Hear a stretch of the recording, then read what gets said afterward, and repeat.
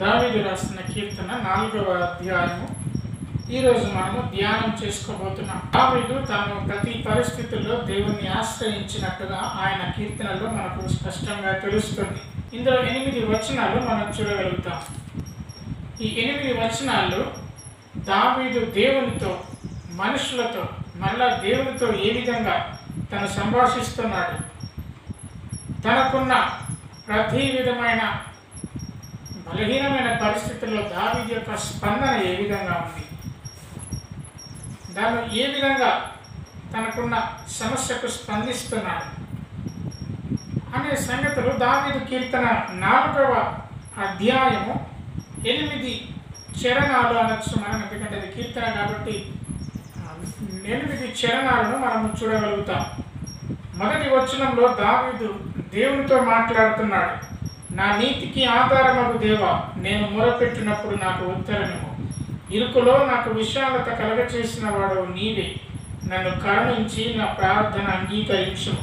ఇక్కడ ప్రార్థన అనే పదాన్ని మనము కీర్తనలో మొదటిసారిగా ఈ అధ్యాయంలోనే చూస్తాం. దావీదు దినమునకు 7 మార్లు ప్రార్థించినట్టుగా లేఖనాల్లో మనము చూడగలుగుతాం. దావీదు అంటున్నాడు, నన్ను కరుణించి నా ప్రార్థన అంగీకరించుము. నిజానికి దేవుని ప్రేమని పిల్లలారా, అనేక మంది ప్రార్థన చేస్తున్నారు, కానీ అది అంగీకరించే ప్రార్థన, దేవుడు అంగీకరించే ప్రార్థనగా ఉందా అనేది పరీక్షించుకోవలసిన అవసరత ఎంతైనా ఉంది. ఈనాటి కాలంలో చాలామందికి ప్రార్థన అంటే ఇష్టం ఉండదు. ప్రార్థన చేయకపోవడం మన బలహీనత. ప్రార్థన చేయాలంటే సోమరితనం. ఒక సెల్ ఫోన్ ఎంతసేపైనా మనం చూడగలుగుతాము, ఏదైనా విషయం పైన ఎంతసేపైనా మాట్లాడగలుగుతాం, కానీ కొద్దిసేపు దేవునితో సమయం గడపాలంటే మనం గడపలేము. ఎందుకంటే మన స్వభావము సోమరి స్వభావం. సోమరి నీవు చీమల యొద్దకు వెళ్ళి వాటి నడకను కనిపెట్టి నిన్ను బాగు చేసుకో. దేవుని ప్రేమైన వారంగా మనం ఉన్నప్పుడు దేవునితో సమయం గడిపే వారంగా ఉండాలి. ఖచ్చితంగా మన శరీరం అందుకు సహకరించదు. గొప్ప ప్రార్థనాపరుడుగా పేరు పొందిన భక్త సింగ్ గారి దగ్గరికి ఒక వ్యక్తి వచ్చి ఇలా అంటున్నాడంట, నేను ప్రార్థిద్దాం అనుకుంటున్నాను, కానీ ప్రార్థించినప్పుడు నాకు నిద్ర వస్తుంది. నేనేం చేయాలి? ప్రార్థన చేయాలంటే నాకు విసుగ్గా ఉంది, చిరాగ్గా ఉంది. నేను ఏం చేయాలి? ఎక్కువసేపు ప్రార్థించాలి, కానీ నేను ఏం చేయాలి? ప్రార్థించిన ప్రతి సమయంలో ఎక్కువసేపు నేను ప్రార్థించలేకపోతున్నాను. ప్రార్థిస్తుండగానే నాకు నిద్ర వస్తుంది. నేను ఏం చేయాలంటే భక్త సింగ్ గారు అన్నారంట, నేను అదే సమస్యతో బాధపడుతున్నాను. దేవుని ప్రియమైన పిల్లలారా, ప్రార్థించడం అంటే సాతానుకు ఇష్టం ఉండదు. దేవునితో మనం సమయం గడపడం అంటే సాతానుకు ఇష్టం ఉండదు. అందుకే అనేకమైన లోకపు తలంపులతో కూడిన ఆలోచనతో నిన్ను కూర్చుండబెట్టి నిన్ను ప్రార్థించకుండా దేవుని సన్నిధికి రానియకుండా సాతానుని ప్రేరేపిస్తుంది. అన్ని విషయాలకు మనం సాతాన్నే అనలేము, కానీ కొన్నిసార్లు మన తప్పులు, మనకున్న ప్రేరేపణ కూడా కారణమవుతుంది. దేవుని ప్రేమైన పిల్లలారా, ఈనాటి కాలంలో ప్రతిదానికి సాతాను పైన నింద వేయడం అనేది చాలా కామన్. ప్రతి ఒక్కరికి అలవాటు. ప్రతి క్రైస్తవ జీవితంలో క్రీస్తును వెంబడిస్తున్న ప్రతి ఒక్కరికి సాతాన్ని తిట్టడం అంటే, సాతాను బంధించడం అంటే, సాతాను ఏదో ఒకటి వినకుండా ఉండలేరు. నిజం చెప్పాలంటే దేవుని కంటే ఎక్కువగా సాతానునే మన నోట్లో ఎక్కువ ఆడుతూ ఉంటుంటుంది, నాలుక మీద. దేవుని ప్రియమైన పిల్లలారా, దావీదు పలుకుతున్న మాట, నన్ను కరుణించి నా ప్రార్థన అంగీకరించును. ఎవరెంత ప్రేరేపించినా నీ ఆలోచనే నిన్ను నడిపిస్తుంది దేవుని వద్దకు. నీ ఆలోచన చొప్పునే నీవు నడుస్తావు. నీవు ఎలాగైతే ఆలోచన చేస్తావో ఆ ఆలోచన చొప్పునే నడుస్తావు. నీ మనసులో ఏమి తలస్తావో ఆ తలపుల చొప్పునే నడుస్తావు. కాబట్టి ప్రార్థన చేయాలంటే సోమరితనాన్ని వదిలేసి దేవుని సన్నిధికి రా, దేవుని కృపాసనము దగ్గరికి రా. నిజంగా దావీదు పలుకుతున్న మాట, నా ప్రార్థన అంగీకరించుము. అంగీకరించే ప్రార్థన మనందరి ప్రార్థన కావాలి. ఈనాటి కాలంలో చాలా మంది ప్రార్థన చేస్తున్నారు, కానీ నీ ప్రార్థన అంగీకరించబడే ప్రార్థనగా ఉందా అని ఒకవేళ అతనికి కానీ లేదా మనల్ని మనమే ప్రశ్న వేసుకున్నాం, అవును ఖచ్చితంగా అంగీకరించబడే ప్రార్థనే అని చెప్పగలిగే స్థితిలో నీ ప్రార్థన జీవితం ఉండాలి. అందుకే దావీదు దేవునితో ఎక్కువగా గడిపేవాడు. నా నీతికి ఆధారమగు దేవా, నేను మొరపెట్టినప్పుడు నాకు ఉత్తరము. దావీదు యొక్క నీతికి ఆధారము దేవుడే. నేను నీతిగా ఉండడానికి నాకు ఆధారము దేవుడే. నా నీతికి ఆధారము నీవే నా తండ్రి. నిన్ను బట్టి, నీ ఆజ్ఞను పాటించుటను బట్టి, నీ కట్టడలను గైకొనటను బట్టి, నీవు నా దగ్గరికి పంపించిన ప్రవక్తల మాటలను వినుటను బట్టి నేను నీతిగా ఉన్నాను, నీ దృష్టిలో నీతిగా ఉన్నాను. కాబట్టి నా నీతికి ఆధారము నీవే.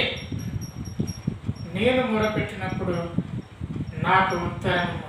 దేవుని ప్రేమైన పిల్లలారా, మీరు చేసిన ప్రార్థనకు మీరు సమాధానం ఎప్పుడైనా పొందుకున్నారా? దావీదు పలుకుతున్నాడు, నాకు ఉత్తరమేమో, ఇరుకులో నాకు విశాలత కలగ చేసిన వాడు నీవే. నేను ఇరుకైన ప్రదేశంలో ఉన్నప్పుడు, ఇరుకైన పరిస్థితులలో ఉన్నప్పుడు నాకు విశాలతనిచ్చావు. ఇరుకు ప్రయాణాల గుండా వెళ్ళినప్పుడు నాకు విశాలతనిచ్చావు.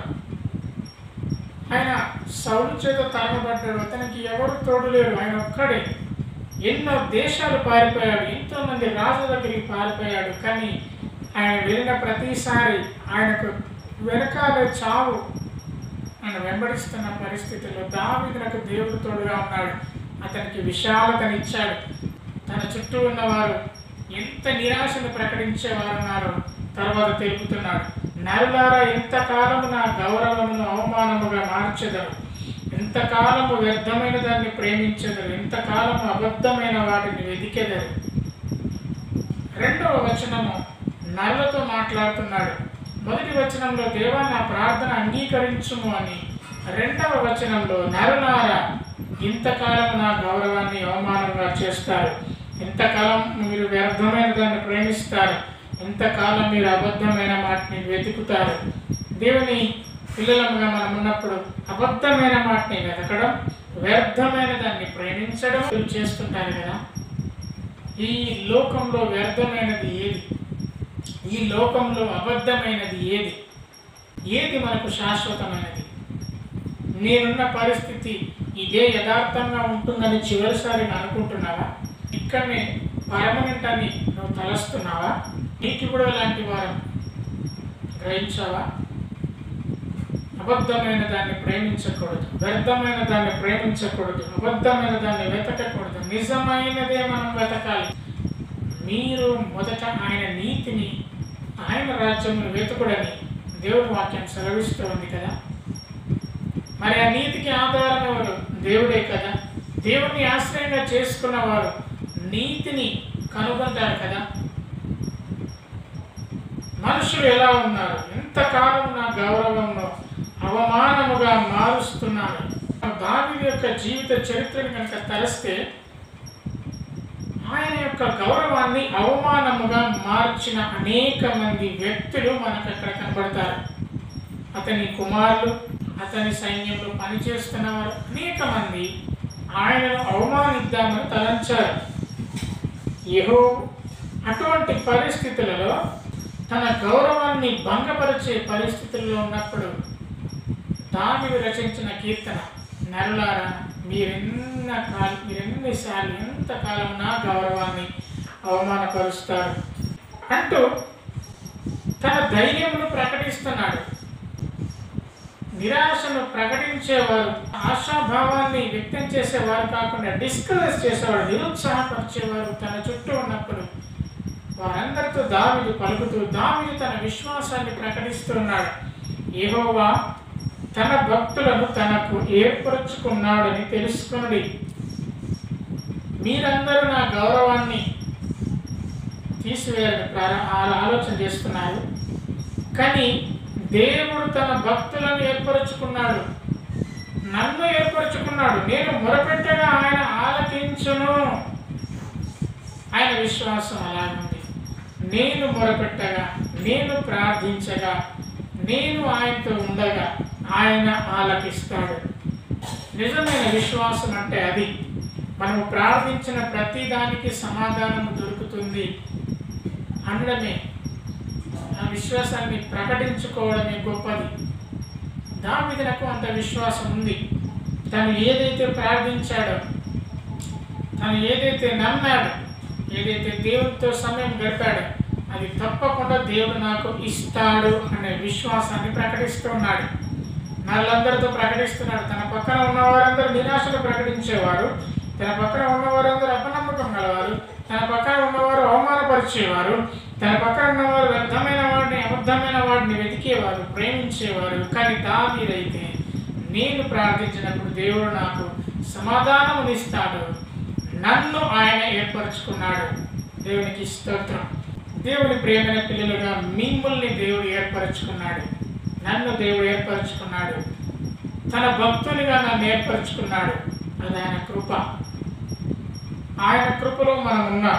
భయము పొంది పాపము చేయకుడి, ఎందుకంటే యెహోవా నన్ను ఏర్పరచుకున్నాడు.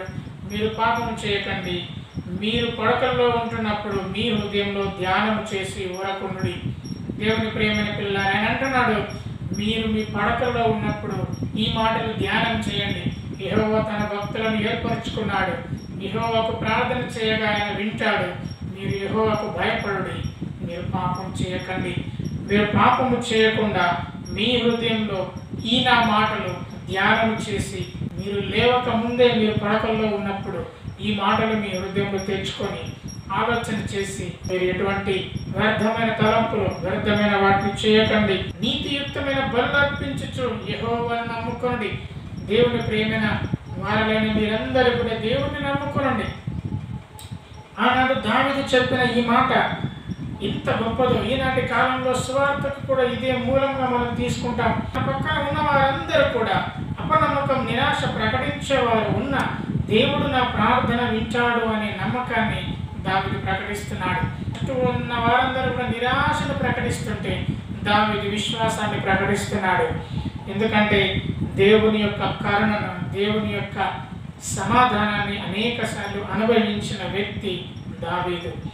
భక్తిహీనులను దేవుని వైపుకు తిప్పేందుకు దావీదు పాటించిన ఈ మాటలు మనం కూడా పాటించే వారమై ఉండాలి. వ్యక్తిగత సువార్తలో కూడా దావీదు పలికిన ఈ మాటలను మనం అప్లై చేస్తే మన సువార్తకు ఎంతో లాభకరంగా ఉంటుంది. మొదటగా పొరపాట్లను ఎత్తి చూపాడు. నరులారా, మీరు తప్పులు చేస్తున్నారు, మీరు హృదయంలో అబద్ధమైన వాటిని వెతుకుతున్నారు అని నరుల యొక్క పొరపాట్లను ఎత్తి చూపుతున్నాడు. నేను మొరపెడుతున్నప్పుడు ఆయన ప్రార్థన ఆలకిస్తాడు, భక్తులను ఏర్పరచుకున్నాడు అని దేవునిపైన విశ్వాసాన్ని ప్రకటిస్తున్నాడు. తనకు జవాబు వచ్చిన ప్రార్థనల సంగతి గురించి చెప్తున్నాడు. తను ఏ సంగతులలో, ఏ విషయాల్లో వెనకబడిపోతున్నప్పుడు, ఏ పరిస్థితులలో, ఏ కష్టకాలంలో తను ఉంటున్నప్పుడు, తను ప్రార్థించినప్పుడు తను ఏదైతే సమాధానాన్ని దేవుని దగ్గర నుంచి పొందాడో అది ప్రకటిస్తున్నాడు. ఆ తర్వాత హెచ్చరికలు చేస్తున్నాడు. మీరు భయము నుండి పాపం చేయకుడి. మీరు చెడ్డ వాటిని వెతుకుతున్నారు, మీరు అబద్ధమైన వాటిని వెతుకుతున్నారు. నేనైతే నా దేవుణ్ణి ఆశ్రయించాను, నన్ను తన భక్తునిగా చేర్చుకున్నాడు. మీరు భయము నుండి పాపం చేయకుడి. ఇప్పుడు హెచ్చరిస్తున్నాడు, మీ హృదయంలో ఈ మాటలు ధ్యానించుకోండి, మీరు యెహోవాను నమ్ముకోండి. దావీదును బట్టి అక్కడ ఉన్న వారందరూ అనుకుంటున్నారు, దావీదునకు మేలు చూపేవారు ఎవరు లేరు, మేలు చూపువాడు ఎవడు? నిజమే, దావీదు సౌలు తరుగుతుండగా ఎన్ని ప్రాంతాలకు పారిపోయినా అతనికి మేలు చేసిన వారిని మనం ఎక్కువగా చూడం. యోనాతాను తన స్నేహితునిగా భావించుకొని యోనాతాను చేసిన మేలు బట్టి తను పారిపోతూ ఉండగా అతనికి మేలు చేసిన వాడు, దావీదును చేరతీసిన వాడు ఎవరు లేరు. ఆయనను నీ సన్నిధి కాంతి మా మీద ప్రకాశింపచేయము. దేవుని వారంగా మనకు ఎవరు మేలు చేసేవారు లేకున్నా నిరాశ చెందవలసిన అవసరం లేదు. రాజులు దావీదునకు సహకరించలేదు. అనేక మంది రాజుల దగ్గరికి పరిగెత్తాడు, కానీ ఏ ఒక్కరు అతన్ని చేరదీసిన వారెవరు లేరు. చివరికి దేవుణ్ణి ఆశ్రయంగా చేసుకున్నాడు, దేవుణ్ణి నమ్ముకున్నాడు, అందుకే తను బ్రతకగలిగాడు. అనేక మంది రాజులు తరుముతుండగా చూడండి, ఏకంగా రాజ్యంలో ఉండే రాజులే తరుముతున్నప్పుడు, ఒక సైన్యమే అతన్ని తరుముతున్నప్పుడు అతను జీవించి ఉండడం ఆశ్చర్యమే కదా. కానీ దేవుడు అతనికి తోడై ఉన్నాడు. నరుని ఆయుష్ యెహోవా చేతిలో ఉన్న దీపం లాంటిది. ఆ దీపమును ఆర్పివేయాలన్నా అది దేవునికే సాధ్యం, అది ఎవరికి సాధ్యం కాదు. యెహోవాను ఆశ్రయంగా చేసుకోనండి, ఆయన సన్నిధి కాంతి నీ మీద ప్రకాశింపజేస్తాడు. ఆయన సన్నిధి నీకు ఎల్లప్పుడూ తోడుగా ఉంటాడు. ఆయన నీతోనే ఉంటాడు, నీలోనే ఉంటాడు. ఆయన మనకి ఇచ్చిన గొప్ప వాగ్దానం, అంతకంటే ఇంకా మించిన గొప్ప వాగ్దానం ఏముంది? అధికమైన సంతోషం నీవు నా హృదయంలో పుట్టించితివి అంటున్నాడు. ఎప్పుడు ఉంటుంది అధికమైన సంతోషం? ఇంతమంది నిరాశను ప్రకటించేవారు, ఎంతమంది అవిశ్వాసులు అతని పక్కన ఉంటున్నప్పుడు దావీదునకు అధికమైన సంతోషం కలుగుతుంది. ఒక్క దేవుని విశ్వసించిన వారికి కలిగే ఆధిక్యత ఇది. చుట్టూ ఉన్నవారు ఎంత నిరాశతో ఉన్నా అధికమైన సంతోషము హృదయంలో కలుగుతుంది అంటే అది యెహోవాను ఆశ్రయించిన వారికి తప్ప మరి ఎవరికి సొంతం. అధికమైన సంతోషం ఎప్పుడు కలుగుతుంది? అనేక సమస్యల్లో ఉన్నప్పుడు, నరులందరూ అతన్ని గౌరవాన్ని అవమానంగా మార్చినప్పుడు, నరులందరూ వ్యర్థమైన దాన్ని వెతికినప్పుడు హృదయంలో సంతోషము ఎక్కడ ఉంటుంది? దావీదైతే, దేవా నీవే నా హృదయంలో అధికమైన సంతోషమును పుట్టించితివి, నేను నెమ్మదితో పడుకొని నిద్రపోవుదును. దావీదు ప్రకటిస్తున్న మరొక గొప్ప మాట, నేను నెమ్మదిగా కలిగి పడుకుంటాను, నేను పడుకుంటాను, నేను నిద్రపోతాను. ఇంతమంది శత్రువులున్నా నేను నిద్రపోతాను, ఎందుకంటే నేను ఒంటరిగా ఉండినాను, నీవే నన్ను సురక్షితంగా నివసింపజేయదు. దేవుని ప్రేమైన వల్ల అంతటి విశ్వాసము మనము పొందుకున్నామా? నేను ఒంటరిగా ఉన్నా నీవే నన్ను సురక్షితంగా ఉంచగలిగే దేవుడు నా దేవుడని హృదయము దృఢ నిశ్చయంతో ఉందా? దేవుని పిల్లలంగా మనము భయపడకూడదు. నరులెంతమంది మన మీదకి వచ్చినా దేవుని సెలవు లేనిది ఏమీ జరగదు.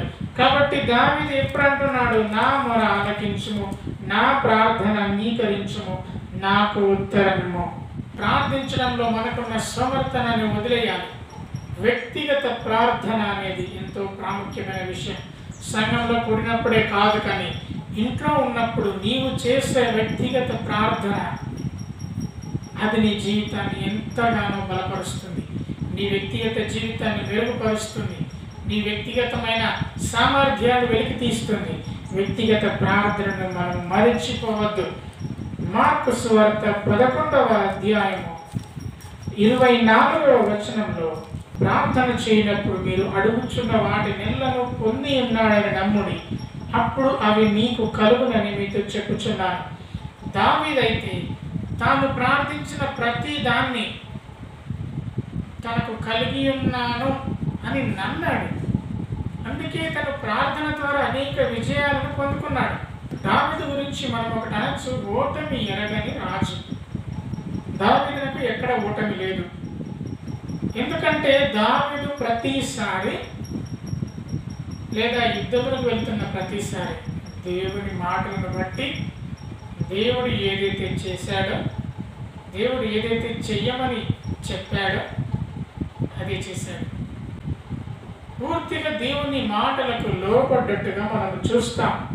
అందుకే ఈనాటి కాలంలో మనము క్రైస్తవులంగా ఉంటున్నప్పుడు, మనము ప్రార్థించినప్పుడు మీరు అడుగుచున్న వాటి నెలను మీరు పొంది ఉన్నారు అని నమ్మాలి. అవిశ్వాసముతో ప్రార్థిస్తే ఆ ప్రార్థన నెరవేర్చబడదు. ఆ ప్రార్థన ఫలితం లేని ప్రార్థన. మీరు ప్రార్థిస్తున్నప్పుడు మీరు ఏవైతే మీ ప్రార్థన మనవులు దేవుని సన్నిధిలో పెడుతున్నారో అవన్నీ కూడా మీరు కలిగి ఉన్నారని, మేము పొందుకున్నామని మనం నమ్మాలి. ఏదో మాటలలో మేము పొందుకున్నాము తండ్రి అని చెప్పడం కాదు, నీ క్రియలలో అవిశ్వాసం అనేది ఉండాలి. కాబట్టి మనము ప్రార్థిస్తున్నప్పుడు మనం అన్నీ పొందుకున్నాం. ఏదైతే మనము ప్రార్థిస్తున్నామో అవన్నీ మనం పొందుకున్నామని విశ్వసించినప్పుడు మాత్రమే అది నీ ఎడల జరుగుతుంది. అవిశ్వాసంతో చేసే ప్రార్థన దేవుడు అంగీకరించడు. అందుకే దావీదు తను ప్రార్థిస్తున్న ప్రతిసారి నా ప్రార్థన అంగీకరించుము తండ్రి అన్నాడు. అందుకే లూకా సువార్త 11వ అధ్యాయంలో యేసుక్రీస్తు ప్రభువారు ప్రార్థించడము తన శిష్యులకు నేర్పాడు. ఎలా ప్రార్థించాలో కూడా యేసు ప్రభువారు నేర్పాడు.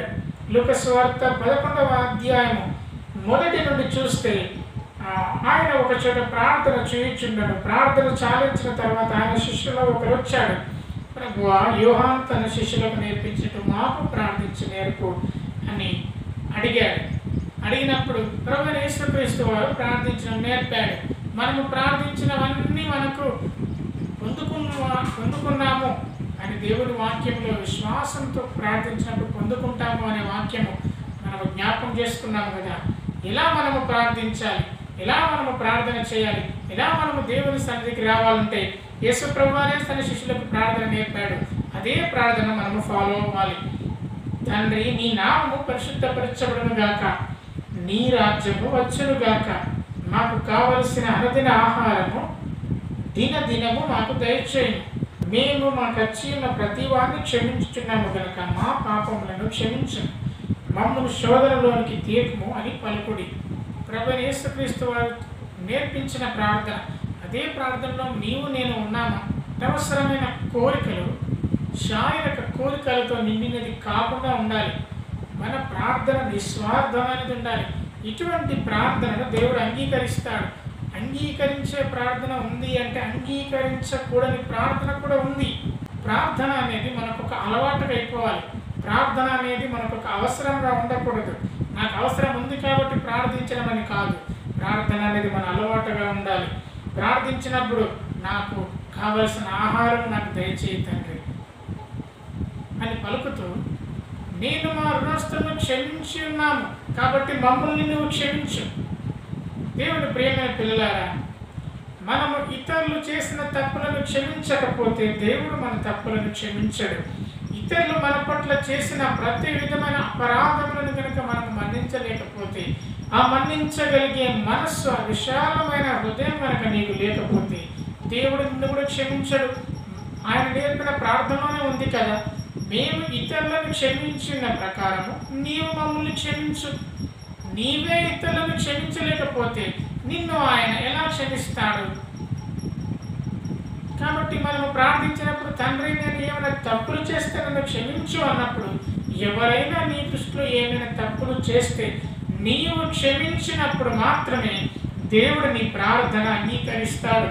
శోధకుడు మనల్ని శోధిస్తూ ఉంటాడు. పౌలైతే అనేక సార్లు శోధకుడి చేతిలో బాధించబడ్డప్పుడు దావీదు వచ్చి ఆ శోధకుడి నుండి సౌలును విడిపించినట్టుగా మనము సమూయేలు గ్రంథాలలో మనం చూడగలుగుతాం. అట్లాగే మనల్ని శోధకుడు అనేక మార్గముల గుండా శోధిస్తూ ఉన్నప్పుడు ఆ శోధన నుండి తప్పించుకోవడానికి ప్రార్థన మనకు ఒక ఆయుధంగా ఉంటుంది. ప్రార్థించడం అనేది మనము మర్చిపోవద్దు. లూకా సువార్త 18వ అధ్యాయంలో 1 నుండి 8 వచనాలు కనుక మనము చూస్తే ప్రార్థించడంలో ఉన్న గొప్పతనం అక్కడ తెలుస్తుంది. ప్రభువైన యేసుక్రీస్తు వారు అంటున్నారు, మీరు విసుగకుండా ప్రార్థన చేయాలి.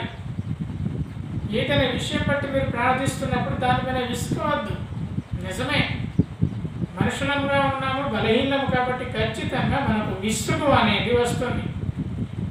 విసుగు అనేది మనకు తోడబుట్టిన దాని వలనే ఉంటుంది. అయితే మీరు విసుగక ప్రార్థన చేయవలను. మనకు విసుగు వచ్చిన ప్రతిసారి యేసుక్రీస్తు వారి మాటలను మన జ్ఞప్తికి తెచ్చుకోవాలి. మీరు విసుగక ప్రార్థన చేయాలి. దేవునికి భయపడక, మనుషులను లక్ష్య పెట్టక ఉండే ఒక న్యాయాధిపతి ఒక పట్టణంలో ఉన్నప్పుడు ఒక విధవరాలు వచ్చి న్యాయం తీర్చమని అడుగుతున్నారు. ఆ విధవరాలు వచ్చి నాకు న్యాయము తీర్చండి అని ఆ న్యాయాధిపతితో అడుగుతున్నప్పుడు ఆ న్యాయాధిపతి యొక్క లక్షణం ఏంటి? ఆయన దేవునికి భయపడేవాడు కాదు, మనుషులను లక్ష్య పెట్టేవాడు కాదు, మనుషులను లెక్క చేసేవాడు కాదు, ఎవరిని లెక్క చేసిన వాడు కాదు. మనుషులను లక్ష్య పెట్టిన దగ్గర వచ్చి ఆమె అడిగితే ఆ న్యాయాధిపతి ఏం చేస్తాడు? ఖచ్చితంగా ఆమెను తృణీకరిస్తాడు, ఖచ్చితంగా ఆమెను లెక్క చేయడు. పైగా ఆమె విధవరాలు, బీదరాలు, నాకు నా ప్రతివాదికి న్యాయము తీర్చుమని అడుగుచూ వచ్చాను, కానీ అతడు ఒప్పుకోలేదు. కానీ ఆమె మాటి మాటికి వచ్చి తొందర పెడుచున్నందున, ఆమె మాటి మాటికి వచ్చి గోజాడకున్నట్లు ఆమెకు న్యాయము తీర్తునని తనలో తాను అనుకున్నాడు. అంటే మాటి మాటికి అడుగుతూనే ఉంది, అయ్యా నాకు న్యాయం చేయండి, అయ్యా నా ప్రతివాదితో నాకు ఇబ్బందికరమైన పరిస్థితి ఉంది, నీవు నాకు న్యాయం చేయండి అని న్యాయాధిపతిని వచ్చినప్పుడు న్యాయాధిపతి ఒప్పుకోలేదు, మళ్ళా వస్తుంటే మళ్ళా ఒప్పుకోలేదు. కానీ ఒక సమయంలో ప్రతిసారి నా దగ్గరికి వస్తుంది కాబట్టి ఈమెకు నేను న్యాయం చేస్తాను అని తన మనసులో అనుకున్నాడు. అప్పుడు ప్రభు అన్నాడు, అన్యాయస్తుడైన ఈ న్యాయాధిపతి చెప్పిన మాట వినుడి. దేవుడు తను ఏర్పరచుకున్న వారు దీవారాత్రులు తన గురించి మొరపెట్టుచుండగా వారికి న్యాయము తీర్చడా? ఆయన వారికి త్వరగా న్యాయం తీర్చును. మళ్ళీ మాట అంటున్నాడు, త్వరగా న్యాయం తీర్చును. దేవుని ప్రేమైన పిల్లల, త్వరగా న్యాయం తీర్చేవాడు. ఒక అన్యాయస్తుడైన న్యాయాధిపతి తన దగ్గరికి వచ్చిన విధవరాల్ని తృణీకరించిన ప్రతిసారి వస్తూ ఉండగా న్యాయం తీర్స్తానని న్యాయాధిపతి అనుకున్నప్పుడు, మనల్ని దేవుడు ఏర్పరచుకున్నాడు కదా, తన పిల్లలుగా ఏర్పరచుకున్నాడు కదా, మనకు న్యాయం తీర్చడా? ఖచ్చితంగా న్యాయం తీరుస్తాడు. నువ్వు విశ్వాసం ఉంచు, న్యాయం తీరుస్తాడు. దివారాత్రులు తను మొరపెట్టుచుండగా వారికి న్యాయం తీర్చడా? వారి విషయమే కదా ఆయన దీర్ఘశాంతము చూపుచున్నాడు. మన విషయమే ఆయన దీర్ఘశాంతము చూపుతున్నాడు. ఆయన సన్నిధికి ఎప్పుడు వస్తామా అని ఆయన మన కోసము దీర్ఘశాంతము చూపుతున్నాడు. ఆయన దగ్గర ఆయనను ఆశ్రయంగా చేసుకొని ఎప్పుడు వస్తామో అని మన గురించి దీర్ఘశాంతము చూపుతున్నాడు. దేవుని ప్రేమని పిల్లలారా, మనము ఆయన సన్నిధికి వచ్చి ఆయనతో గడుపుదాం. దివారాత్రులు ప్రార్థిస్తుండగా ఆయన న్యాయం తీర్చడా? ఖచ్చితంగా న్యాయం తీరుస్తాడు. రోమీయులకు రాసిన పత్రిక 8వ అధ్యాయము 26-27 వచనాల్లో ఆత్మయు మన బలహీనతను చూచి సహాయం చేయుచున్నాడు. ఎందుకంటే మనం యుక్తముగా ప్రార్థన చేయాలో, ఎలాగో ప్రార్థన చేయాలో మనకు తెలియదు. తాను తన శిష్యులకు ప్రార్థించడం నేర్పించాడు. దర్శించి యోహాను, యేసు ప్రభు తాను ఏర్పరచుకున్న 12 మంది శిష్యులకు ప్రార్థించడం అనేది తెలియదు.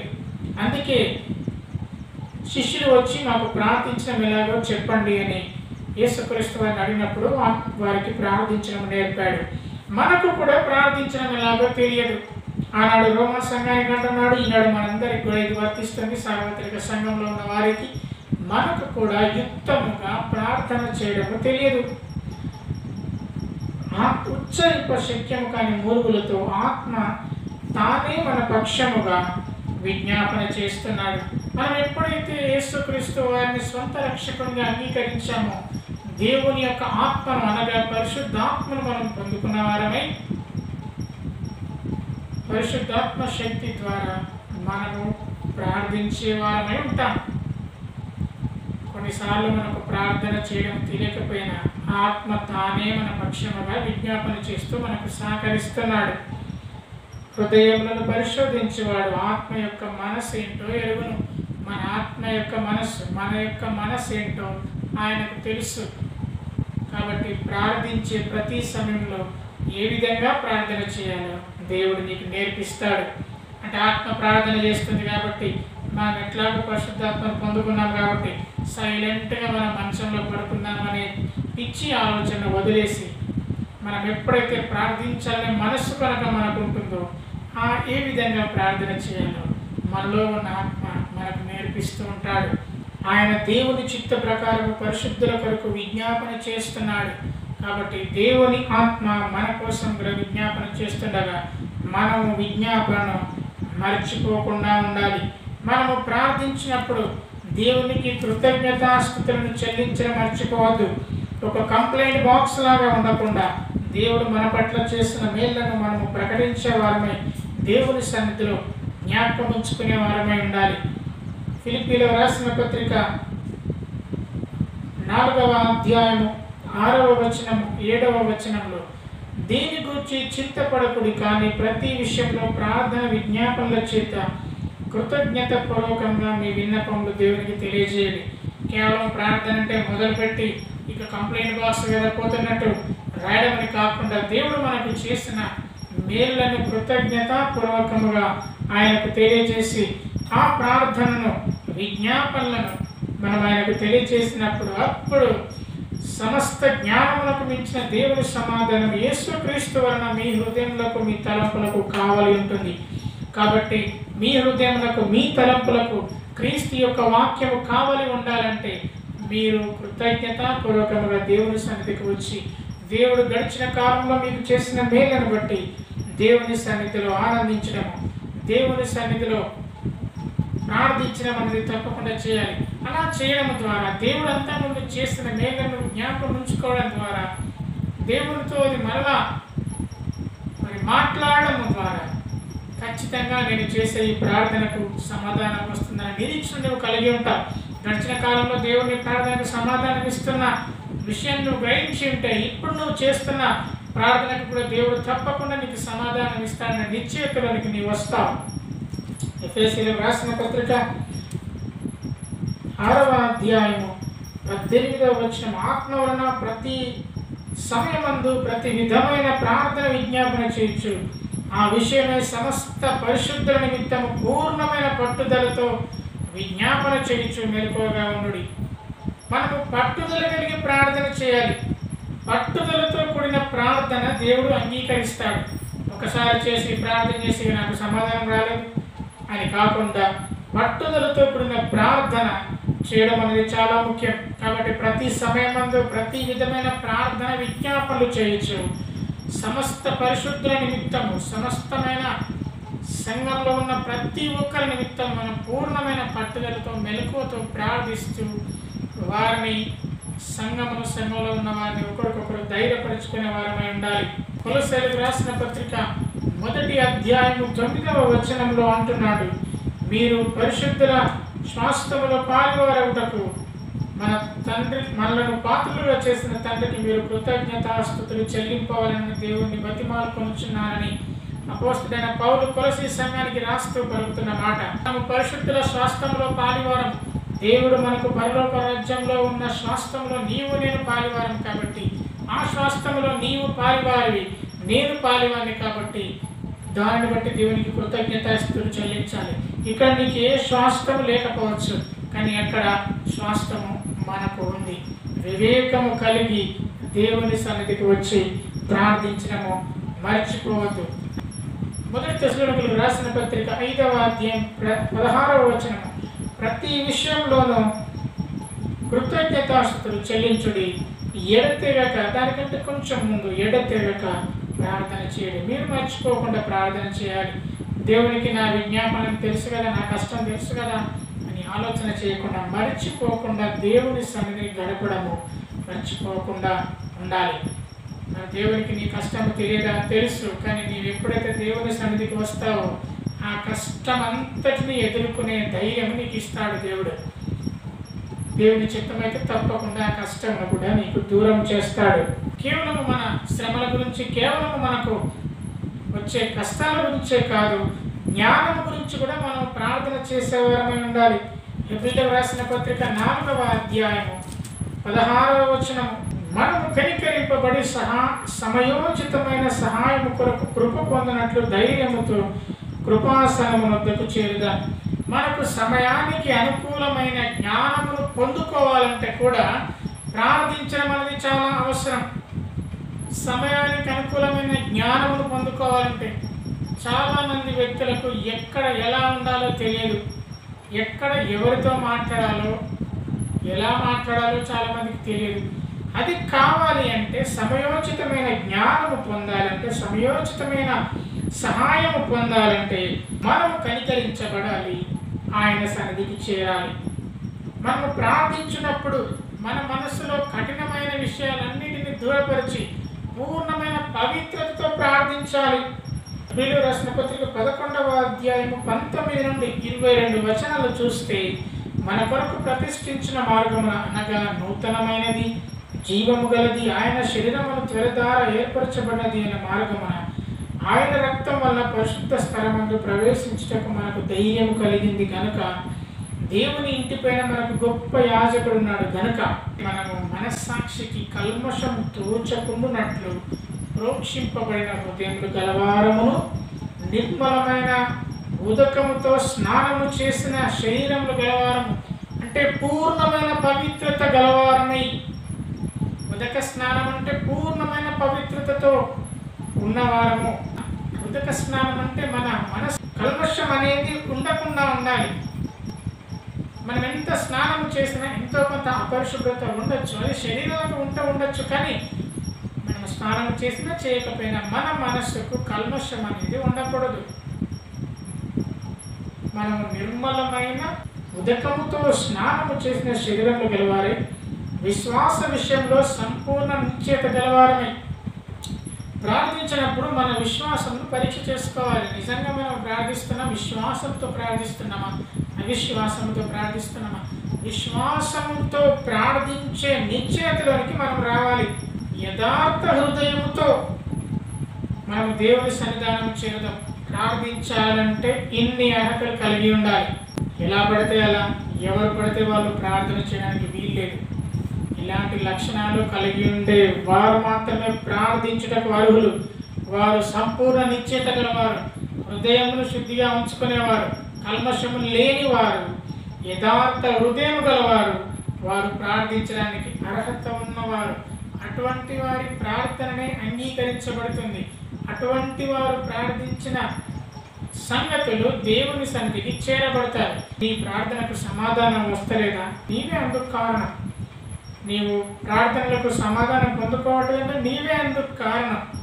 ఎందుకంటే నీ హృదయం ఎలా ఉందో నువ్వు పరీక్ష చేసుకోవాలి.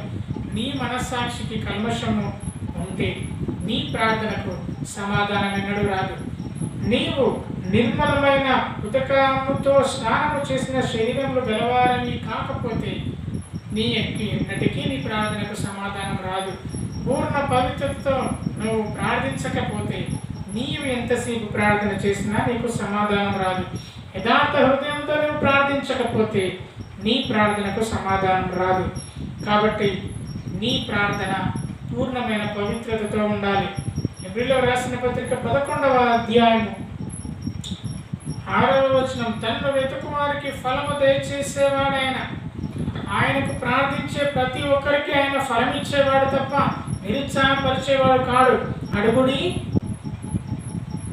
పొందుకుంటారు, ప్రతి వాడు పొందుకుంటాడని యేసుక్రీస్తు ప్రభు వారు చెప్పారు కదా. యాకోబు రాసిన పత్రిక 1వ అధ్యాయం 5 నుండి 8 వచనాలు, మీలో ఎవరికైనా జ్ఞానం కొదువగా ఉంటే దేవుణ్ణి అడగవలను, అప్పుడు అతనికి అనుగ్రహింపబడను. సొలొమోను కూడా జ్ఞానమని అడిగాడు.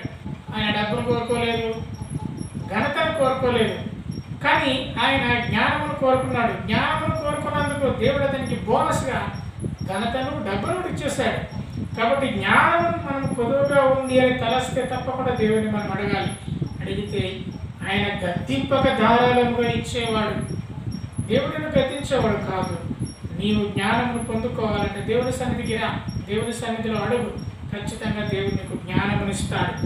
అయితే అడుగునప్పుడు సందేహించక అడగాలి. నేను అడుగుతున్నాను కదా, వస్తుందో రాదు, నేను అడుగుతున్నాను కదా, అవుతుందో కాదో అనుకోకుండా సందేహించక విశ్వాసముతో అడగాలి. సందేహించేవాడు గాలి చేత రేపబడి ఎగిరిపడే సముద్ర తరంగమును పోలియుండును. అంటే సముద్రం యొక్క తరంగము గాలి ఎక్కువగా వచ్చినప్పుడు పైకి లేస్తుంది. పైకి లేసినప్పుడు మరలా ఏమవుతుంది? తరంగం అలానే ఉంటుందా? ఉండదు కదా. మరలా కింద పడుతుంది, మరలా లేస్తుంది, మరలా కింద పడుతుంది. అంటే తరంగాలకు స్థిరత్వం ఉండదు. తరంగాలు ఒక దగ్గర నుండి ఒక దగ్గరికి ప్రయాణం చేస్తూ ఉంటాయి. అవిశ్వాసి కూడా తనకు స్థిరమైన విశ్వాసము, స్థిరమైన నిశ్చయతలో ఉండడు. కాబట్టి అతడు ప్రార్థిస్తే అవుతుందో కాదో అనే సందేహంతో ఉంటాడు. కాబట్టి అతని ప్రార్థన ఫలభరితంగా ఉండదు. అట్టి మనుషుడు దిమనస్కుడు, అతడు 2 మనస్తత్వాలు కలవాడు, తన సమస్త మార్గం లేదు అస్థిరుడు కనుక స్థిరమైన వారంగా ప్రార్థించినప్పుడు దేవుడు మనకు సహాయం చేయ సిద్ధంగా ఉన్నాడు. తనకి ఎటువంటి సహాయం దొరకదు. కాబట్టి ప్రభువు వల్ల తనకు ఎటువంటి సహాయం దొరుకుతుందని అతను ఆశపడకూడదు, ఎందుకంటే వాడు అస్థిరుడు. కాబట్టి దేవుని సన్నిధిలో జ్ఞానం కొరకు ప్రార్థించినప్పుడు దేవుడు తప్పకుండా మన ప్రార్థనని జ్ఞానమునిస్తాడు, మనకు కావలసిన అక్కర్లు తీరుస్తాడు. యాకోబు రాసిన పత్రిక 5వ అధ్యాయం 16 నుంచి 18 వచనాలు మనము చూస్తే, ఏలియా మన వంటి స్వభావం గల మనుషుడే కదా, ఆయన వర్షింపకున్నట్లు ప్రార్థించినప్పుడు 3.5 సంవత్సరాల భూమి మీద వర్షం లేదు. మరలా ప్రార్థన చేయగా ఆకాశము వర్షం ఇచ్చిన, భూమి తన ఫలమునిచ్చెను. కాబట్టి ఏలియా మన వంటి స్వభావం గలవాడే. మనకెటువంటి క్రోధము, మనకెటువంటి ఆలోచనలు ఉన్నాయో, మనకెటువంటి బలహీనతలు ఉన్నాయో, ఏలియాకు కూడా అటువంటి బలహీనతలు ఉన్నాయి. కానీ అతడు విశ్వాసంతో ప్రార్థించాడు, వర్షం ఆగిపోయింది. విశ్వాసంతో మరలా ప్రార్థించాడు, వర్షం వచ్చింది. కాబట్టి నీతిమంతుని ప్రార్థన, నీతిమంతుని విజ్ఞాపన మనపూర్వకమైనదై బహుబలము గలదై ఉండదు, బహుబలము గలదై ఉండును. కాబట్టి మనము ప్రార్థించినప్పుడు నీతిమంతునిగా, మన నిర్మలమైన మనస్సాక్షి గలవారమై, ఉదక స్నానము చేసిన వారమై, పూర్ణ పవిత్రతతో ప్రార్థించినప్పుడు తప్పకుండా మనకు సమాధానం దొరుకుతుంది. మీరు స్వస్థత పొందినట్లు ఒకరికొకరు ఒకరు ప్రార్థన చేయండి. కాబట్టి మనము ఒకరి కొరకు ఒకరు ప్రార్థించడం, ఇతరుల కొరకు ప్రార్థించడం అనేది మనము అలవాటు చేసుకోవాలి. కేవలం మన కొరకే కాదు, ఇతరుల కొరకు కూడా ప్రార్థించే వారంగా ఉండాలి. కేవలం మన గురించే కాకుండా ఇతరుల గురించి కూడా దేవుని సన్నిధిలో ప్రార్థించి ఇతరుల యొక్క మేలును కోరేవారమై ఉండాలి. నేను ప్రార్థిస్తే ఏమో అయిపోతుంది కాబట్టి నేను వారి గురించి ప్రార్థన చేయడం నేర్పించి తలంపును వదిలేసి తప్పకుండా మనం ఇతరుల కోసం ప్రార్థించేవారమై ఉండాలి. ఎందుకంటే యేసుక్రీస్తు ప్రభువారు లోకంలో ఉన్న పాపులందరి కొరకు ప్రాణం పెట్టారు. కాబట్టి ఆ పాపంలో ఉన్న నీవు ఆ జాబితాలో ఉన్నావు. యేసుక్రీస్తునకు కలిగిన మనస్సు మనము కలిగి ఉండాలి. మొదటి యోహాను రాసిన పత్రిక 5వ అధ్యాయం 14వ వచనము 15వ వచనంలో ఆయనను బట్టి మనకు కలిగే ధైర్యం ఏంటంటే, ఆయన చిత్తానుసారంగా మనం ఏమడిగినా ఆయన మనవి ఆలకించునే. కాబట్టి మనకున్న ధైర్యం ఏమైనా ఉంది అంటే, ఆయన చిత్తానుసారంగా మనం ఏమడిగినా ఆయన మనవి ఆలకిస్తాడు. మనం ఏమి అడిగినా ఆయన మన మనవి ఆలకించున్నవి మనం ఎరిగినలా మనము వేడుకున్నవి మనము కలిగి ఉన్నామని ఎరుగుదాము. కాబట్టి ఇక్కడ ఉంది, మరణకరము కానీ పాపము చేసిన వాని గురించి కూడా ప్రార్థించాలని మొదటి యోహాను రాసిన పత్రికలో మరి యోహాను భక్తుడు మనందరికీ బోధిస్తున్నాడు, తెలుపుతున్నాడు. కాబట్టి పాపుల కొరకు కూడా మనం ప్రార్థించే బాధ్యత మనకుంది. అట్లాగే దేవుని చిత్తానుసారంగా, దేవుని యొక్క చిత్తమును అనుసరించే మన ప్రార్థన జీవితం అనేది ఉండాలి. ఏది పడితే మాట్లాడడానికి, ఏది పడితే అడగడానికి లేదు. మనము దేవుని చిత్తంలో ఉన్నాము, మన ప్రార్థన దేవుని చిత్తంలో కూడా ఉండేదై ఉండాలి. కాబట్టి విశ్వాసంతో ప్రార్థించినప్పుడు దేవుడు తప్పకుండా మన ప్రార్థన అంగీకరిస్తాడు. దావీదు కూడా అదే విశ్వాసాన్ని కలిగి ఉన్నాడు. కాబట్టి ఇరుకులో నాకు విశాలత కలిగిస్తున్నవాడు నీవే, నా శత్రువులందరూ నాపై దండెత్తి వచ్చినా నేను నెమ్మదిగా నిద్రపోతాను, నేను ఎక్కడ ఒంటరిగా ఉన్నా నీవు నన్ను సురక్షితంగా నివసింపజేస్తావు అని దావీదు తను అనుభవపూర్వకంగా ప్రార్థించినట్టుగా చూస్తాడు. దేవుని యొక్క వాక్యంలో ఉన్నట్టుగా ప్రార్థన చేయడం మనము మారిపోక ప్రార్థించేందుకు ఎల్లప్పుడూ సోమరితనం లేకుండా ఉండడానికి దేవుడు తగిన కృపను మనకు దయచేయనుగాక.